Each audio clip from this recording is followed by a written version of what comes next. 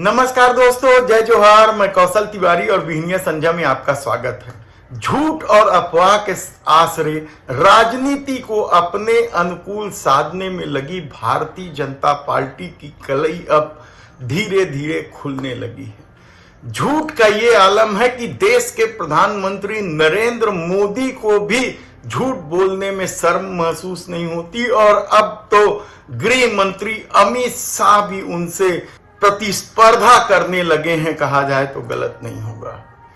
छत्तीसगढ़ में आकर अमित शाह लगातार झूठ बोलते रहे हैं और इससे पहले देश के प्रधानमंत्री भी छत्तीसगढ़ में आकर झूठ बोलते रहे, लेकिन छत्तीसगढ़ के गांव-गांव में एक एक व्यक्ति को मालूम है कि झूठ बोलना पाप है, गड्ढे में सांप है वही तुम्हारा बाप है। इसके अलावा कई फिल्मी गाने भी बन चुके हैं, झूठ बोले कौआ काटे।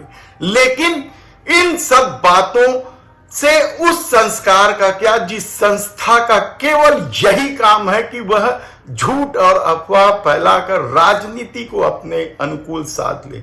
कहने को तो वह संस्था स्वयं को सांस्कृतिक संगठन बताने से नहीं थकती है, लेकिन हकीकत तो यह है कि उनका अपना एक राजनीतिक एजेंडा है जिसके सहारे भारतीय जनता पार्टी यह सारा खेल खेलती है।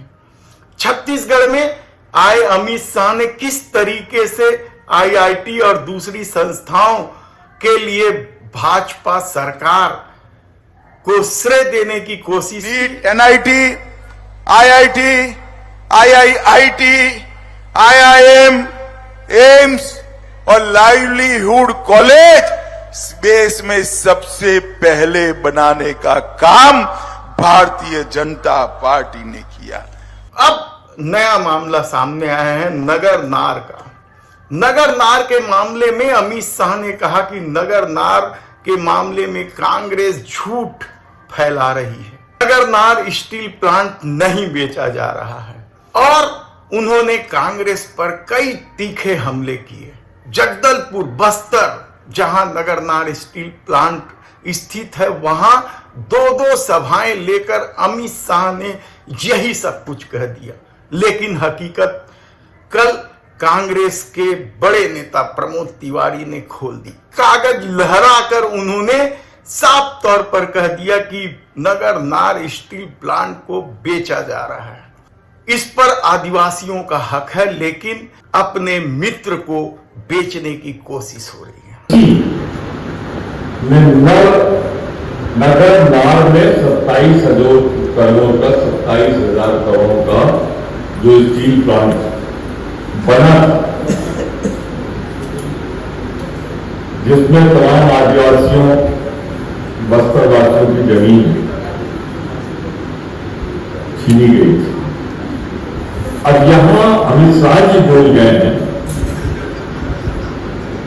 कि बस्तर का एनएमडीसी संयंत्र नहीं बेचा जाएगा।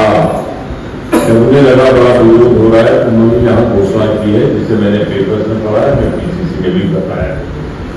मैं आपको सारे बोल दे रहा हूं, डॉक्यूमेंट कब कहकर को भी ये खास तौर से मैं आपको भी दे दूंगा, आप उससे चेक कर लीजिएगा। गवर्नमेंट का डिसीजन, कैबिनेट का डिसीजन, ये 40,000 पेजेस से मैं अभी नहीं करा रहा हूं और रेलवे में हम आपको अभी दे दीजिएगा, जिससे आप क्लिक करके निकाल। इसमें डिसीजन है जो विनिवेश होंगे जिनको दिया जाएगा, जिनमें एक बहुत चर्चित उद्योगपति का नाम चल रहा है। तो क्या गवर्नमेंट अब ठेकेदार होगी? छीने की जमीन आदिवासियों से किसानों को जनता के पैसे से बनाएगी 27,000 करोड़ की लागत से और फिर किसी पूंजीपति की तिजोरी में इसका मालिकाना हक पहुंचा देंगे। फिर से मैं कह दूं, जमीन आदिवासियों की, गरीबों की सरकार लेगी इस नाम पर कि वो सरकार के लिए बना रही थी। और जब बना रही थी तो विरोध इसलिए कम हुआ कि सरकार का, और जब बना लिया तो 27,000 करोड़ के पूंजीपति को दिया जा रहा है और यहां झूठ बोला जा रहा है। मैं कह रहा हूं जैसे मैं लहरा कर दिखा रहा हूं कि ये है कैबिनेट डिसीजन का डिटेल जिसमें ये बेचीकरण में है, वैसे वो भी दिखाएं कि ये निरस्तीकरण इस आदेश का जो है ऐसे दिखाएं और आपको साहस करके हुए कि हाँ सवाल नगर नार का नहीं है और ना ही सवाल अब छत्तीसगढ़ में होने वाले चुनाव के परिणाम को लेकर है, क्योंकि सर्वे रिपोर्ट ने तो साफ कर दिया है कि भारतीय जनता पार्टी का छत्तीसगढ़ में बुरा हाल है।